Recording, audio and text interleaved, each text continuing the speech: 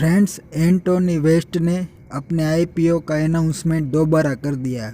इससे पहले कंपनी ने अपना आईपीओ कोविड वॉर से पहले यानी कि मार्च में लाया था, मगर उस वक्त पर्याप्त मात्रा में बिड ना मिलने के कारण आईपीओ कैंसिल रहा था।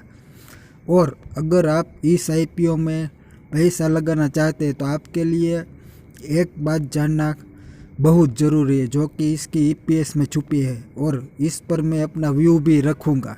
और इसके अलावा अगर आप हमारे चैनल पर नए हैं तो आप इस चैनल को सब्सक्राइब कर लीजिए, क्योंकि अगले आने वाले दिनों में 1-2 दिन में शायद इंडिगो पेंट्स के आईपीओ का अनाउंसमेंट हो सकता है, और वो आईपीओ मुझे लगता है सबका रिकॉर्ड तोड़ेंगे, यानी कि हैप्पीस्ट माइंड, बर्गर किंग जैसे बेहतरीन आईपीओ का भी रिकॉर्ड तोड़ने की क्षमता रखता है। तो वो वीडियो आप देखना चाहते हैं तो इस चैनल को सब्सक्राइब कर सकते हैं।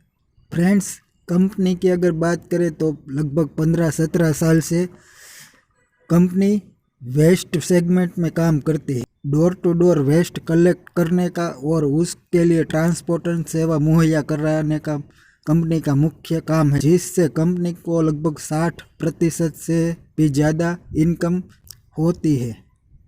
और इसके अलावा टिपिंग फीस से कंपनी के लगभग 26% आए। यह कंपनी के मेन 2 सेगमेंट है। और ये कंपनी फ्रेंड स्मार्ट सिटी और स्वच्छ भारत अभियान, जो कि गवर्नमेंट के द्वारा चलाया जा रहा है, उसका बहुत ही बड़ा बेनिफिशियरी है। और ये कंपनी कुल मिलाकर एनवायरनमेंट फ्रेंडली काम में इन्वॉल्व है। और फ्रेंड्स, अब इसके फाइनेंशियल के बारे में चर्चा करें तो मार्च 18 में 290 करोड़ के आसपास सेल रहा था, जो कि मार्च 19 में हल्की सी बढ़त के साथ 298 करोड़ हो गया। मगर मार्च 20 में काफ़ी अच्छी ग्रोथ देखने को मिली, जो कि 50% के आसपास सेल्स ग्रोथ दिखाई दे रही। और प्रॉफिट को देखें तो जो मार्च 18 में 39 करोड़ था, वो मार्च 19 में घटकर 34 करोड़ हुआ, और मार्च 20 में 19 के मुकाबले लगभग 2 गुना प्रॉफिट हो गया। और पिछले 6 माह के रिजल्ट देखे, यानी कि अप्रैल से लेकर सितंबर तक, तो सेल्स तो ठीक ठाक दिख रही, यानी कि पिछले साल के मुकाबले आधी सेल हो गई आधे ईयर्स में, और प्रॉफिट भी लगभग आधा जितना ही है। मगर मैं इसकी एक खास बात है जो आपको यहाँ बताना चाहूँगा, वो है ईपीएस के फ्रंट पर। जो 39 करोड़ के आसपास प्रॉफिट के ऊपर 13 रुपये की ईपीएस आती थी, मार्च 19 में 12.5 रुपये के आसपास आ गई, और मार्च 20 में 27 रुपये, जो कि 62 करोड़ पर 27 रुपये ईपीएस थी। मगर हम यहाँ देख सकते हैं 62 करोड़ से लगभग आधा प्रॉफिट है, पर यहाँ ईपीएस बहुत ही कम है पिछले साल के मुकाबले। जबकि प्रॉफिट आधे के आसपास है तो ईपीएस भी आधे के आसपास होनी चाहिए, मगर ईपीएस बहुत ही कम है।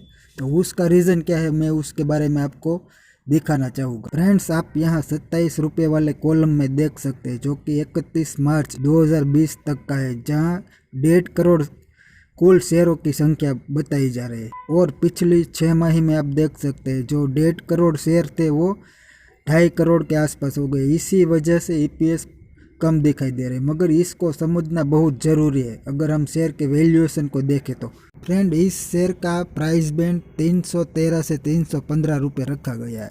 और अगर हम मार्च 2020 की ईपीएस यानी कि 27 रुपये के आसपास की ईपीएस ले तो बहुत सस्ता दिखाई दे रहा है। मगर हम इस साल भी 60 करोड़ का प्रॉफिट गिन ले और 2.5 करोड़ शेयर पर ईपीएस निकालने की कोशिश करें तो 15 रुपये के आसपास आती है, जो कि पिछले साल के मुकाबले लगभग आधी है। और इस ईपीएस पर अगर हम इस शेयर के प्राइस बैंड को देखें तो 20 के मल्टीपल पर हमें ये शेयर मिल रहा है। तो फ्रेंड्स, आप समझ सकते हैं ये शेयर हमें किस वैल्यूएशन पर मिल रहा है, यानी कि मैं आपको ये समझाने की कोशिश कर रहा हूँ। ये शेयर मुझे तो बहुत सस्ता नहीं दिखाई दे रहा, यानी कि 20 के मल्टीपल पर ये शेयर मिल रहा है, वो चीप यानी कि सस्ता नहीं दिखाई दे रहा है, जो कि हमें अलर्ट होने वाला है 313 से 315 के भाव पर।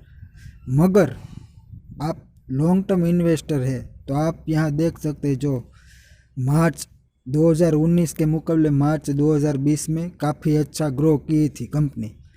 तो आप लॉन्ग टर्म बेट लगाना चाहते हैं, यानी कि 2-3 साल तक, और जो स्मार्ट सिटी और स्वच्छ भारत अभियान का इससे फ़ायदा मिलने की उम्मीद है।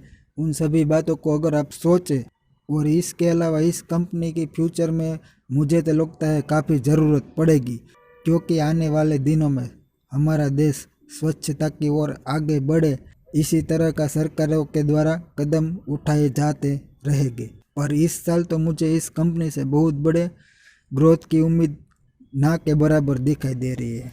और फ्रेंड, अभी इसके बेसिक डिटेल के बारे में जान लेते। तो कंपनी की कुल आईपीओ साइज 300 करोड़ है, जिसमें से 85 करोड़ का फ्रेश इश्यू है और 215 करोड़ ऑफर फॉर सेल है। और फ्रेश इश्यू में से 40 करोड़ कंपनी अपनी सब्सिडियरी के लिए प्रोजेक्ट लगाने के लिए करेगी और फ्रेश इश्यू में से बाकी बचे हुए 45 करोड़ में से 40 करोड़ के आसपास का इस्तेमाल कंपनी अपनी डेब्ट रीपेमेंट के लिए करेगी। और इस वक्त कंपनी पर कुल लगभग 209 करोड़ के आसपास का कर्ज है, जिसमें से 38 to 39 करोड़ का कुल रीपेमेंट करेगी।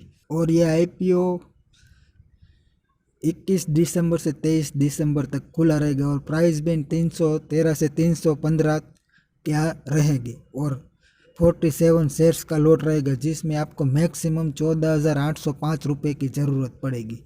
और फ्रेंड, इस आईपीओ में आपको सब्सक्रिप्शन करना है या नहीं, तो आप डेफिनेटली इसमें सब्सक्रिप्शन कर सकते हैं, क्योंकि जो अभी आईपीओ मार्केट में तेज़ी दिखाई दे रही है, यानी कि काफ़ी अच्छा रिस्पॉन्स मिल रहा है और काफ़ी अच्छे पैसे भी निवेशक कमा रहे हैं।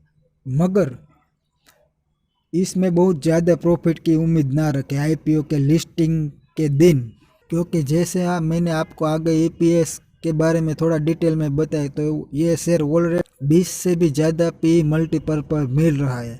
इस वजह से मेरी तो आपको यही सलाह रहेगी कि आपको लिस्टिंग के दिन जो भी प्रॉफिट हो उसमें आप संतुष्ट होकर निकल जाए, क्योंकि अगर आप शॉर्ट टर्म इन्वेस्टर है तो।